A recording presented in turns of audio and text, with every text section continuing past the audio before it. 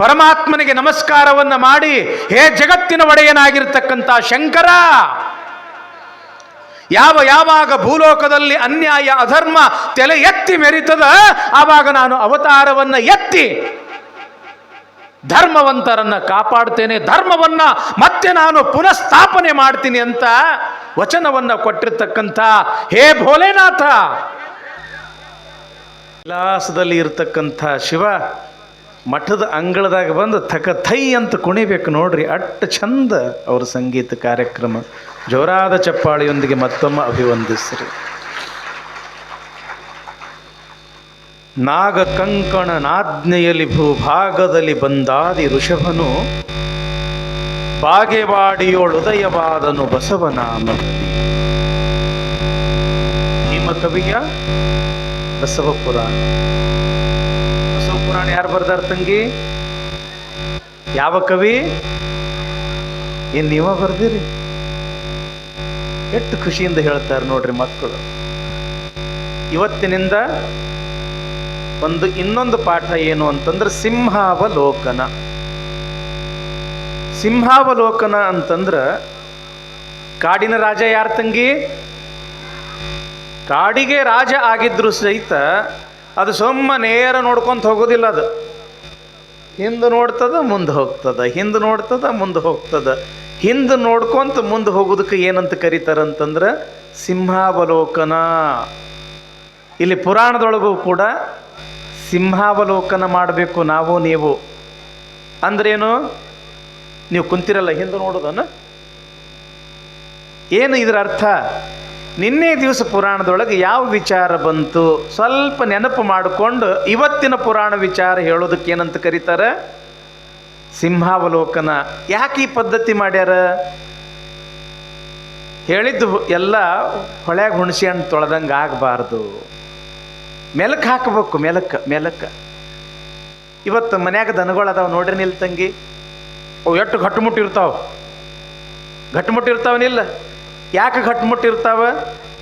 ತಿನ್ನುವಾಗ ಬಡ ಬಡ ಬಡ ತಿಂತಾವ. ರಾತ್ರಿ ಏನು ಮಾಡ್ತಾವವು? ಮೆಲಕ್ಕೆ ಹಾಕ್ತವೇನಿಲ್ಲ. ತಾವು ತಿಂದಿದ್ದು ಮತ್ತೆ ಹೊಳ್ಳಿ ತೆಗೆದು ಬಾಯಿಯೊಳಗೆ ಸಣ್ಣ ಅದನ್ನು ನುರಿಸಿ ತಿಂದಾಗ ಅದು ಜೀರ್ಣ ಆಗ್ತದ. ಹಂಗ ಬಸವ ಪುರಾಣ ಕೇಳುವಾಗ ಬಡ ಬಡ ಕೇಳ್ಬೇಕು. ಅವ್ರು ಹೆಂಗೆ ಹೇಳ್ತಾರೆ ಕೇಳ್ಬೇಕು.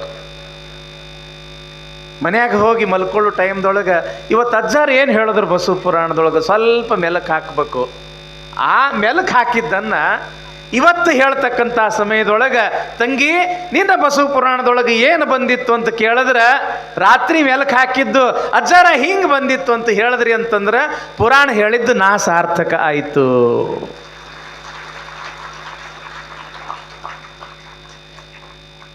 ಮತ್ತು ನಾವು ಹೇಳಿದ್ದಕ್ಕೆ ನಮ್ಮ ಬಿಲ್ ಕೊಡ್ಬೇಕು ಬೇಡ ನೀವು? ಹೌದಲ್ರಿ? ಈಗ ಯಾವುದೇ ವಸ್ತು ತೊಗೊಂಡ್ರಿ ಅಂತಂದ್ರೆ ಕಿರಾಣಿ ಅಂಗಡಿಯಾಗಿಂದಾಗಲಿ ಯಾವುದೇ ಅಂಗಡಿಯಾಗಿಂದಾಗಿತ್ತು ಪುಕ್ಷಟ್ಟೆ ಕೊಡ್ತಾರೇನವರು? ನೀವೇನಾರ ಹಣ ಕೊಟ್ಟಾಗ ಕೊಡ್ತಾರೇನಿಲ್ಲ? ಬಿಲ್ ಕೊಡಬೇಕು. ಬಿಲ್ ಕೊಟ್ಟಾಗ ಅದು ಪೂರ್ತಿ ಆಗ್ತದೆ. ನಮ್ಮ ಬಿಲ್ ಏನು? ಪುರಾಣ ಹೇಳಿದ ಬಿಲ್ ಏನು? ರೊಕ್ಕ ರೂಪಾಯಿ ಆಸ್ತಿ ಅಂತಸ್ತಲ್ಲ. ನಾವು ಹೇಳಿದ್ದನ್ನು ನೀವು ನಿಷ್ಠೆಯಿಂದ ಕೇಳಿದ್ರಿ ಅದೇ ನಮ್ಮ ಬಿಲ್. ಒಂದು ಕತಿ ಹೇಳ ತಂಗಿ ಹೆಂಗೆ ಅನ್ನೋದು. ತಿಮ್ಮ ಮತ್ತು ತಿಪ್ಪ ಇಬ್ಬರು ಗೆಳೆಯರು. ಅಜ್ಜಾರು ಇಂಥವ್ರು ಹೇಳ್ರಿ ಅಗ್ದಿ ನಮ್ಮ ಮಜಾ ಬರ್ತೈತೆ ಅಂತೀರ್ನಿ. ಹೌದಲ್ಲ? ಒಂದಿಟ್ಟು ನನ್ನ ಕುಸ್ಗಳದಾವ 8-10. ಅಲ್ಲಿ ಮ್ಯಾಲ ನಾ ಇದ್ದ ಕೋಲಿಗೆ ಬರ್ತಾರ. ಅಜ್ಜಾರ ಕತಿ ಹೇಳ್ರಿ ಅಂತ ಕೊಂಡಿರ್ತಾರ. ಇಬ್ಬರು ಗೆಳೆಯರು. ಅವ್ರ ಹೆಸರೇನು? ತಿಮ್ಮ ಮತ್ತು ತಿಪ್ಪ. ಎಲ್ಲಿಗೆ ಹೋದ್ರು? ಅವ್ರು ಕ್ಯಾಡ್ಗಿಯಿಂದ ಇಂಡಿಗೆ ಹೋದ್ರು ನೋಡ್ರಿ. ಸಿಕ್ಕಾಪಟ್ಟೆ ಹೊಟ್ಟೆ ಹಸಿದಿತ್ತು. ಮಧ್ಯಾಹ್ನ 3 ಗಂಟೆ 4 ಗಂಟೆ ಆಗಿತ್ತು. ಬೆಳಿಗ್ಗೆಯಿಂದ ಏನೂ ತಿಂದಿದ್ದಿಲ್ಲ. ಯಾವ ಹೋಟೆಲ್ದೊಳಗೆ ಏನು ಚಲೋ ಸಿಗ್ತದ ಅಂತ ತಿಳ್ಕೊಂಡು ಆ ಹೋಟೆಲ್ ಬೋರ್ಡು ನೋಡ್ಕೊಂತ ನಡೆದಿದ್ರು. ಅಲ್ಲಿ ಒಂದು ದೊಡ್ಡ ಹೋಟೆಲ್ ಮ್ಯಾಲ ಬೋರ್ಡ್ ಹಾಕಿದ್ರು. ಏನಂತ? ಇಲ್ಲಿ ಬೇಕಾದವರು ಬೇಕಾಗಿದ್ದನ್ನು ಬೇಕಾದಷ್ಟು ತಿನ್ನಬಹುದು, ಬಿಲ್ ಮಾತ್ರ ಅವ್ರ ಮೊಮ್ಮಕ್ಕಳ ಕಡೆಯಿಂದ ವಸೂಲಿ ಮಾಡ್ತೀವಿ. ಅಂದ್ರಿ ಇವರು. ನಮ್ದ ಮದುವೆ ಆಗಿಲ್ಲ, ಇನ್ನು ನಮ್ಮ ಮೊಮ್ಮಕ್ಕಳು ಯಾವಾಗ ಹುಟ್ಟಬೇಕು, ಅವ್ರು ಯಾವಾಗ ಬಿಲ್ ಕೊಡ್ಬೇಕು, ಮುಂದಿಂದ ಯಾವ ನೋಡ್ಯಾನ? ಹೊಟ್ಟೆ ಹಸ್ದದ ಎಗ್ಗಳಾಗಿ ತಿಂದ್ರಾತು ಅಂತ ತಿಳ್ಕೊಂಡು ಹೋಟೆಲ್ ಹೊಕ್ಕಿದ್ರು. ಏ ತಮ್ಮ ಏನೈತಿ? ಎಲ್ಲ ಐತಿ, ಇಡ್ಲಿ ಐತಿ, ದ್ವಾಸೆ ಐತಿ, ಪಡ್ಡು ಐತಿ, ಉಪ್ಪಿಟ್ಟು ಐತಿ, ಸೂಸಲ ಐತಿ, ಅದು ಐತಿ, ಇದು ಐತಿ, ಎಲ್ಲ ಒಂದೊಂದು ಪ್ಲೇಟ್ ತೊಗೊಂಡು ಬಾ ಅಂದರು. ತಂದಿಟ್ರು. ಇಬ್ಬರು ಏನು ಇಲ್ಲಿ ತನ ಬರತನ ತಿಂದ್ರು ನೋಡ್ರಿ. ಹಿಂಗೆ ಬಳ್ಳ ಹಾಕ್ರೆ ಸಾಕು ನೆನಕ್ತಿತ್ತದು. ಅಷ್ಟು ಬರತನ ತಿಂದ್ರು. ಹೊಟ್ಟೆ ಮೇಲೆ ಕೈ ಆಡಿಸ್ಕೊಂತ ಓಬ್ಬ ಅಂತ ಹೋಟೆಲ್ದಿಂದ ಹಿಂಗೆ ಹೊರಗೆ ಬರಾಕತ್ತಿದ್ರು. ಹೋಟೆಲ್ ಮಾಲಕ ಅಂದ, ಏನೋ ತಮ್ಗೊಳ್ಯ ಮತ್ತು ಉಂಡ್ರಿ ಮತ್ತು ಬಿಲ್ಲು. ಸಾವ್ಕಾರ ಏನಂತ ಬೋರ್ಡ್ ಹಾಕಿ ನೀನು? ಬೇಕಾದವರು ಬೇಕಾಗಿದ್ದನ್ನು ಬೇಕಾದಷ್ಟು ತಿನ್ನಬಹುದು, ಬಿಲ್ ಮಾತ್ರ ಮೊಮ್ಮಕ್ಕಳ ಕಡೆಯಿಂದ ವಸೂಲಿ ಮಾಡಬಹುದು, ಮಾಡ್ತೀವಿ ಅಂತ ಹಾಕಿರಿ. ಮತ್ತು ನಾವು ಉಂಡಿವೆಲ್ಲ ನಮ್ಮ ಮೊಮ್ಮಕ್ಕಳ ಕಡೆಯಿಂದ ನೀವು ಬಿಲ್ ವಸೂಲಿ ಮಾಡ್ರಿ. ಆವಾಗ ಹೋಟೆಲ್ ಮಾಲಕಂದ, ಏ ತಮ್ಗೊಳ್ಯ ನಾನು ನಿಮ್ಮ ಬಿಲ್ ಕೇಳಾಕತ್ತಿಲ್ಲ, ಹಿಂದೆ ನಿಮ್ಮ ಮುತ್ಯ ಉಂಡು ಹೋಗಿದ್ದ ಅವ್ರ ಬಿಲ್ಲ ನೀವು ಕೊಡ್ರಿ. ಹಿಂದೆ ನಿಮ್ಮ ಮುತ್ಯ ಉಂಡು ಹೋಗಿದ್ದ ಅವ್ರ ಬಿಲ್ಲ ನೀವು ಕೊಡ್ರಿ. ಅಂದ್ರೇನು? ಬಿಲ್ ಬಿಲ್ ಕೊಡಲಿಲ್ಲ ಅಂದ್ರೆ ನಡೆಯೋದಿಲ್ಲ. ನಮ್ಮ ಬಿಲ್ ಏನು ಅಂತಂದ್ರೆ, ತಂಗಿ ನಿಂದ ಯಾವ ವಿಚಾರ ಬಂದಿತ್ತವ ಪುರಾಣದೊಳಗೆ? ನಾಳೆಯಿಂದ ಒಬ್ರು ಯಾರಾದರೂ ಎದ್ದು ನಿಂತು ಅಜ್ಜರ ನಿನ್ನ ಈ ವಿಚಾರ ಬಂದಿತ್ತು ಅಂತ ಒಂದೇ ವಾಕ್ಯದೊಳಗೆ ಹೇಳಿದ್ರಿ ಅಂತಂದ್ರೆ ನಮ್ಮ ಪುರಾಣ ಮುಂದುವರಿತದ. ಗೊತ್ತಾತಾ ತಂಗಿ? ಗೊತ್ತಾತ್ರಿವ? ಜಯ ನಮ ಪರಾಪತೆ ಶಿವ ಹರ ಹರ. ಭೀಮ ಕವಿಗಳು ಕೈಲಾಸದ ವರ್ಣನೆಯನ್ನು ಮಾಡ್ತಾ ಇದ್ದಾರೆ. ಹೌದಲ್ಲ? ಇದೇ ವಿಚಾರ ಬಂದಿತ್ತಲ್ಲ ತಂಗಿ? ಅಸಿತಗಿರಿ ಸಮಂ ಸ್ಯಾತ್ಕಜ್ಜಲಂ ಸಿಂಧು ಪಾತ್ರೆ ಸುರತರುವರ ಶಾಖಾ ಲೇಖಿಣಿ ಪತ್ರ ಮೂರ್ವಿ. ರಜತಗಿರಿ ಅದು ಬೆಳ್ಳಿಯ ಬೆಟ್ಟ ಅಂತ ಕರಿತೀವಿ ನಾವು ಕನ್ನಡದೊಳಗೆ. ಪರಮಾತ್ಮ ಇರತಕ್ಕಂಥ ಆ ಬೆಟ್ಟಕ್ಕೆ ಬೆಳ್ಳಿಯ ಬೆಟ್ಟ, ಕೈಲಾಸ ಪರ್ವತ. ಅಪೂರ್ವವಾಗಿರ್ತಕ್ಕಂಥ ಜ್ಞಾನ ಸಿಂಹಾಸನದ ಮೇಲೆ ಪರಮೇಶ್ವರ ಪಾರ್ವತಿ ಗಣಪ ಷಣ್ಮುಖರ ಸಮೇತನಾಗಿ ಕುಳಿತಿರ್ತಕ್ಕಂಥ ಸಂದರ್ಭ. ಅವನ ಎಡಬಲದಲ್ಲಿ ಸೃಷ್ಟಿ ಸ್ಥಿತಿ ಲಯಕರ್ತರಾಗಿರ್ತಕ್ಕಂಥ ಬ್ರಹ್ಮ ವಿಷ್ಣು ರುದ್ರರು, ಪಾರ್ವತಿ ಸರಸ್ವತಿ ಕಾಳಿಯರು,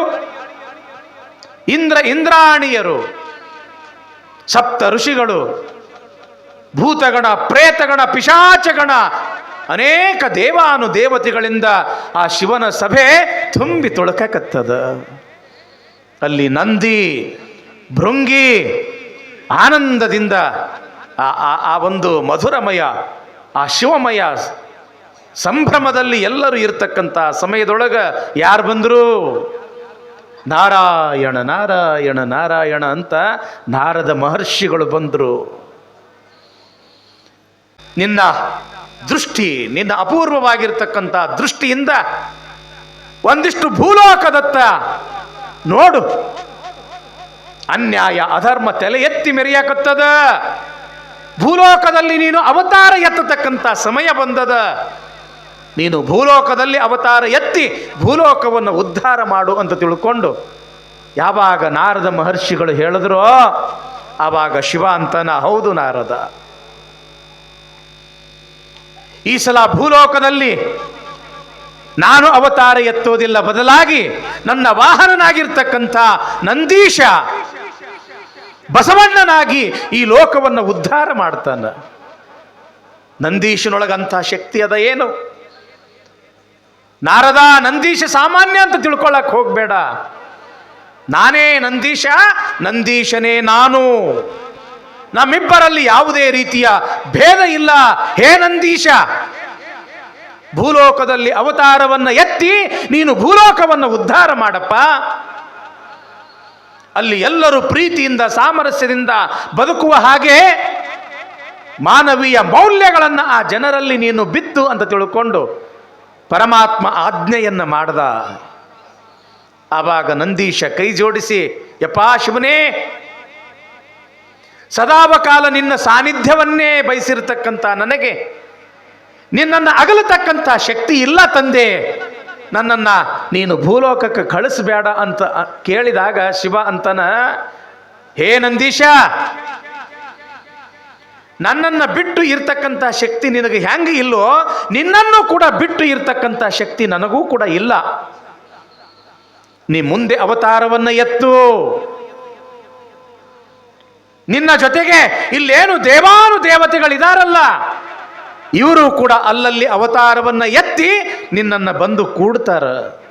ಅಷ್ಟೇ ಅಲ್ಲ, ನಾನು ಕೂಡ ಗುರು ಲಿಂಗ ಜಂಗಮ ರೂಪದಿಂದ ಬಂದು ನಿನ್ನನ್ನು ಕಾಣ್ತೀನಿಯಪ್ಪ, ನಿನಗೆ ದರ್ಶನ ಕೊಡ್ತೀನಿಯಪ್ಪ ಅಂತ ಶಿವ ಅಭಯವನ್ನ ಇತ್ತ.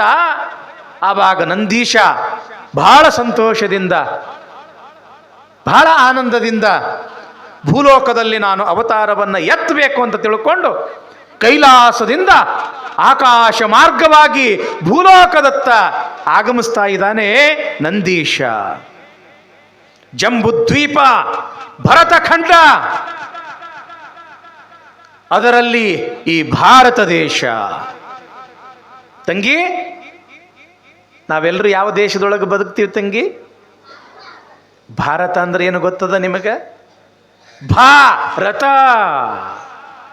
ಭಾ ಅಂತಂದ್ರೆ ಬೆಳಕು. ಯಾವ ದೇಶದೊಳಗೆ ನಾವು ಬದುಕಾಕತ್ತೀವಿ ಆ ದೇಶದ ಶಬ್ದ, ಅದರ ಅರ್ಥ ನಮಗೆ ಗೊತ್ತಿಲ್ಲ ಅಂತಂದ್ರೆ ಪ್ರಯೋಜನ ಆಗೋದಿಲ್ಲ ತಂಗಿ. ಲಕ್ಷ್ಯ ಕೊಟ್ಟು ಕೇಳ್ರಿ, ಯಾವುದಕ್ಕೆ ಭಾರತ ಅಂತ ಕರೀತಾರ? ಭಾ ಅಂತಂದ್ರ ಬೆಳಕ, ರಥ ಅಂತಂದ್ರ ಆನಂದಿಸುವುದು. ಯಾರು ಬೆಳಕಿನೊಳಗೆ ಆನಂದಿಸುತ್ತಾರೆ ಅವರು ಭಾರತೀಯರು. ಬೆಳಕು ಅಂತಂದ್ರೆ ಎಂಥ ಬೆಳಕು? ಈ ದೀಪದ ಬೆಳಕಲ್ಲ, ಜ್ಞಾನ ಅನ್ನೋ ದೀಪದ ಬೆಳಕು, ಅರಿವು ಅನ್ನೋ ದೀಪದ ಬೆಳಕು, ಆತ್ಮಜ್ಞಾನ ಎಂಬತಕ್ಕಂಥ ಬೆಳಕಿನೊಳಗ ಯಾರು ಆನಂದವನ್ನು ಪಡ್ತಾರೋ ಅಂಥವರೆಲ್ಲ ಭಾರತೀಯರು. ನಮ್ಮೊಳಗೆಲ್ಲ ಬೆಳಕೈತೇನಿಲ್ಲ ತಂಗಿ? ನಾವ್ಯಾರು? ನಾವು ಪರಮಾತ್ಮನ ಸ್ವರೂಪರು. ನಾವು ಎಲ್ಲಿಂದ ಬಂದೀವಿ? ಪರಮಾತ್ಮನಿಂದ ನಾವು ಬಂದೀವಿ. ಮತ್ತು ನಾವು ಎಲ್ಲಿಗೆ ಹೋಗ್ತೀವಿ? ಮತ್ತೆ ಪರಮಾತ್ಮನಲ್ಲಿಯೇ ನಾವು ಹೋಗ್ತೀವಿ ಎಂಬತಕ್ಕಂಥ ಆ ಆತ್ಮಜ್ಞಾನವನ್ನು ಇರ್ತಕ್ಕಂಥವರು ಭಾರತೀಯರು. ಭಾರತ ಗೊತ್ತಾತು ತಂಗಿ? ಶಬ್ದದ ಅರ್ಥ ಗೊತ್ತಾತು? ಬೆಳಕಿನೊಳಗೆ ಆನಂದಿಸ್ತಕ್ಕಂಥವರು, ರಮಿಸ್ತಕ್ಕಂಥವರಿಗೆ ಭಾರತೀಯರು. ಈ ದೇಶಕ್ಕೆ ಭಾರತ ಅಂತ ಹೆಸರು ಯಾಕಂತ ಬಂತು ಅಂತ ಇನ್ನೊಂದು ಅರ್ಥ. ಹಿಂದೆ ಈ ದೇಶವನ್ನು ಯಾರು ಆಳಿದ್ರು? ಭರತ ಎಂಬತಕ್ಕಂಥ ರಾಜ ಈ ದೇಶವನ್ನು ಆಳಿದ ಕಾರಣಕ್ಕಾಗಿ ಈ ದೇಶಕ್ಕೆ ಭಾರತ ಅಂತ ಹೆಸರು ಬಂತು ಅಂತ ಇತಿಹಾಸ ಹೇಳ್ತದ. ಈ ಭಾರತ ಸಾಮಾನ್ಯ ಅಲ್ಲ. ಅಲೆಕ್ಸಾಂಡರ್, ಇಡೀ ವಿಶ್ವವನ್ನೇ ಗೆಲ್ಲಬೇಕು ಅಂತ ಹೊರಟಿರ್ತಕ್ಕಂಥ ಅಲೆಕ್ಸಾಂಡರ್ ತನ್ನ ಗುರು ಆಗಿರ್ತಕ್ಕಂಥ ಅರಿಸ್ಟಾಟಲ್ಗೆ ಕೇಳ್ತಾನೆ, ಗುರುಗಳೇ, ನಾನು ಭಾರತವನ್ನು ಗೆಲ್ಲಬೇಕು ಅಂತ ನಡೆದೀನಿ, ಅದಕ್ಕೆ ಯಾವುದು ಭಾರತ ಅಂತ ನಾನು ಹೇಗೆ ತಿಳ್ಕೊಳ್ಬೇಕು? ಆವಾಗ ಅರಿಸ್ಟಾಟಲ್ ಹೇಳ್ತಾರೆ, ಏ ರಾಜ, ಎಲ್ಲವನ್ನ ಗೆಲ್ಲಬಹುದು, ಭಾರತವನ್ನ ಗೆಲ್ಲೋದು ಬಹಳ ಕಷ್ಟ ಅದಪ್ಪ. ಅಲ್ಲಿಯ ಭೂಭಾಗವನ್ನ ಗೆಲ್ಲೋದು ದೊಡ್ಡ ಮಾತಲ್ಲ,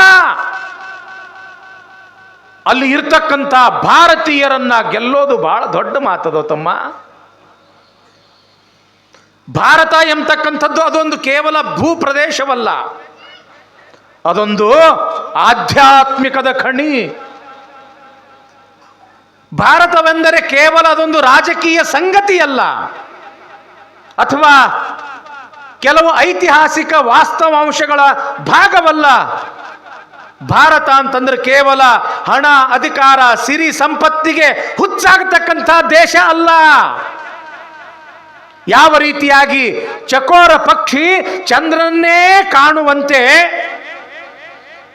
ಭಾರತ ದೇಶದವರು ಸತ್ಯವನ್ನೇ ಕಾಣಲು, ಸತ್ಯವನ್ನೇ ಹುಡುಕಾಡಲು, ಸತ್ಯದ ದರ್ಶನವನ್ನು ಮಾಡಲು ಹಂಬಲಿಸತಕ್ಕಂಥ ಒಬ್ಬ ಅಪೂರ್ವವಾಗಿರ್ತಕ್ಕಂಥ ಜನಾಂಗಗಳ ದೇಶ ಅದು ಭಾರತ ದೇಶ.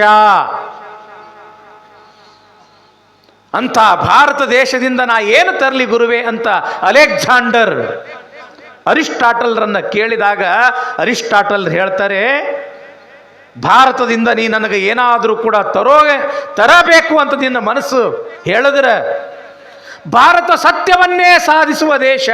ಅದಕ್ಕೆ ಸತ್ಯವನ್ನೇ ಹೇಳ್ತಕ್ಕಂಥ ಒಂದು ಧರ್ಮ ಗ್ರಂಥ ನನಗಾಗಿ ತೆಗೆದುಕೊಂಡು ಬಾ. ಅಷ್ಟೇ ಅಲ್ಲ, ಸತ್ಯವನ್ನೇ ಸಾಧಿಸಿರ್ತಕ್ಕಂಥ ಒಬ್ಬ ಶಿವಯೋಗಿಯನ್ನು ನನ್ನ ಹತ್ರ ಕರ್ಕೊಂಡು ಬಾ, ನಾನು ಅವನ ದರ್ಶನವನ್ನು ಪಡ್ಕೋಬೇಕು ಅಂತ ತಿಳ್ಕೊಂಡು ಯಾವಾಗ ಅರಿಸ್ಟಾಟಲ್ ಹೇಳ್ತಾರ, ಆವಾಗ ಆ ಅಲೆಕ್ಸಾಂಡರ್ ಭಾರತಕ್ಕೆ ಬಂದ ಅಂತ. ಈ ಭಾರತ ದೇಶವನ್ನು ನೋಡಿ, ಇಲ್ಲಿ ಇರ್ತಕ್ಕಂಥ ಆತ್ಮಜ್ಞಾನಿಗಳ ಸಂಗಮವನ್ನು ನೋಡಿ ಆತನು ಕೂಡ ಒಬ್ಬ ಆಧ್ಯಾತ್ಮಿಕ ಸಾಧಕನಾದ ಅಂತ ತಿಳ್ಕೊಂಡು ನಾವು ಅಲೆಕ್ಸಾಂಡರ್ನ ಇತಿಹಾಸದಿಂದ ನಾವು ತಿಳ್ಕೊಳ್ತೀವಿ. ಗ್ರೀಕ್ ದೇಶದ ತತ್ವಜ್ಞಾನಿ ಮ್ಯಾಕ್ಸ್ ಮುಲ್ಲರ್ ಹೆಸರು ಕೇಳಿರಲ್ರಪ್ಪ. ಭಾರತ ದೇಶದ ಬಗ್ಗೆ ಬಹಳಷ್ಟು ಕೇಳಿದ್ದರು ಮ್ಯಾಕ್ಸ್ ಮುಲ್ಲರ್. ನಾನು ಭಾರತವನ್ನು ನೋಡಬೇಕು, ಭಾರತೀಯರನ್ನ ಕಾಣಬೇಕು ಅಂತ ತಿಳ್ಕೊಂಡು ಗ್ರೀಕ್ ದೇಶದಿಂದ ಭಾರತಕ್ಕೆ ಬಂದ. ವರ್ಷ ಅಲ್ಲ, 2 ವರ್ಷ ಅಲ್ಲ, 3 ವರ್ಷಗಳ ಕಾಲ ಭಾರತ ದೇಶವನ್ನೆಲ್ಲ ಸಂಚಾರ ಮಾಡಿದ ಮ್ಯಾಕ್ಸ್ ಮುಲ್ಲರ್. ಯಾರೋ ಒಬ್ಬರು ಕೇಳಿದ್ರು, ಏನ್ರಿ ಮಹಾತ್ಮರ, ವರ್ಷ ಅಲ್ಲ, 2 ವರ್ಷ ಅಲ್ಲ, 3 ವರ್ಷಗಳ ಕಾಲ ನೀವು ಭಾರತ ದೇಶವನ್ನು ತಿರುಗಾಡಿದ್ರಿ, ಆದ್ರೆ ಒಂದು ದಿವಸನೂ ಕೂಡ ಕಾಲಾಗ ಚಪ್ಪಲಿಯನ್ನು ಮೆಟ್ಕೊಳ್ಳಿಲ್ಲಲ್ಲ. ಬೇಸಿಗೆನ ಇರಲಿ, ಮಳೆಗಾಲ ಇರಲಿ, ಚಳಿಗಾಲ ಇರಲಿ, ಕಾಲಲ್ಲಿ ಪಾದರಕ್ಷೆಗಳನ್ನು ಹಾಕಿಕೊಳ್ಳದೆ ಬರಿಗಾಲಲ್ಲೇ ನೀವು ಭಾರತ ದೇಶವನ್ನು ಯಾಕೆ ತಿರುಗಿದ್ರಿ ಅಂತ ಕೇಳಿದಾಗ ಮ್ಯಾಕ್ಸ್ ಮುಲ್ಲರ್ ಎಂಥ ಮಾತು ಹೇಳ್ತಾನೆ ಗೊತ್ತದೆ ಏನು? ಮೈ ರೋಮಾಂಚನ ಆಗ್ತದ. ಬರಿಗಾಲಲ್ಲೇ ಯಾಕೆ ಭಾರತ ದೇಶವನ್ನು ತಿರುಗಿದ್ರಿ ಅಂತ ಕೇಳಿದಾಗ ಮ್ಯಾಕ್ಸ್ ಮುಲ್ಲರ್ ಹೇಳ್ತಾನ, ನಾನು ದೇವಸ್ಥಾನದಲ್ಲಿ ಚಪ್ಪಲಿಯನ್ನು ಮೆಟ್ಟಿಕೊಳ್ಳುವುದಿಲ್ಲ. ಇಡೀ ಭಾರತ ದೇಶ ನನ್ನ ಪಾಲಿಗೆ ದೇವಸ್ಥಾನ. ನೋಡಿ, ಇಲ್ಲಿ ಗುಡ್ಡದ ಬಸವರಾಜೇಂದ್ರ ಶಿವಯೋಗಿಯ ಮಠ ಅದ ಅಂತಂದ್ರೆ ನಮ್ಮ ಪಾದರಕ್ಷೆಗಳನ್ನು ನಾವು ಅಷ್ಟು ದೂರ ಬಿಟ್ಟು ಬರ್ತೀವಿ. ಯಾಕೆ? ಇದೊಂದು ಪವಿತ್ರ ಸ್ಥಾನ. ಮ್ಯಾಕ್ಸ್ ಮುಲ್ಲರ್ ಹೇಳ್ತಾನೆ, ಇಡೀ ಭಾರತ ದೇಶವೇ ನನ್ನ ಪಾಲಿಗೆ ದೇವಸ್ಥಾನ. ಅದಕ್ಕೆ ನಾನು ಈ ದೇವಸ್ಥಾನದಲ್ಲಿ ಚಪ್ಪಲಿಯನ್ನು ನಾನು ಮೆಟ್ಟಿಕೊಳ್ಳಲಿಲ್ಲ. ಇಂಥ ಪವಿತ್ರವಾಗಿರ್ತಕ್ಕಂಥ ಸ್ಥಾನ ಭಾರತ ದೇಶ. ಸ್ವಾಮಿ ವಿವೇಕಾನಂದರು ಭಾರತ ಅಂತಂದ್ರೆ ಏನು, ಹಿಂದೂ ಧರ್ಮ ಅಂತಂದ್ರೆ ಏನು, ಹಿಂದೂಗಳು ಏನು ಅಂತ ತಿಳ್ಕೊಂಡು ಈ ದೇಶದ ಮಹತ್ವವನ್ನು ಸಾರಲಿಕ್ಕೆ ಅಮೇರಿಕಕ್ಕೆ ಹೋದರು. ಶಿಕಾಗೋ ಪಟ್ಟಣದಲ್ಲಿ ಅದ್ಭುತವಾಗಿರ್ತಕ್ಕಂತಹ ಭಾಷಣವನ್ನು ಮಾಡಿದ್ರು. ಯಾವಾಗ ಇಡೀ ಅಮೇರಿಕ ಎಲ್ಲ ಸಂಚಾರ ಮಾಡಿ ಭಾರತ ದೇಶದ ಗುಣಗಾನವನ್ನು ಮಾಡಿ ಭಾರತೀಯ ಸಂಸ್ಕಾರ ಸಂಸ್ಕೃತಿಯನ್ನ ಅಮೇರಿಕನ್ನರಿಗೆ ತಿಳಿಸಿ ಯಾವಾಗ ಮರಳಿ ಭಾರತಕ್ಕೆ ಬಂದರು, ವಿಮಾನದಿಂದ ಇಳಿದ್ರು, ಸ್ವಲ್ಪ ಹಿಂಗ ದೂರ ಬಂದು ಆ ಭಾರತ ದೇಶದ ಆ ಮಣ್ಣನ್ನ ಹಿಂಗ ಬೊಗಸೆಯೊಳಗ ತುಂಬಿಕೊಂಡು ಹಿಂಗ ತಲೆ ಮ್ಯಾಲ ಸುರುಕೊಂಡ್ರಂತ ಸ್ವಾಮಿ ವಿವೇಕಾನಂದರು.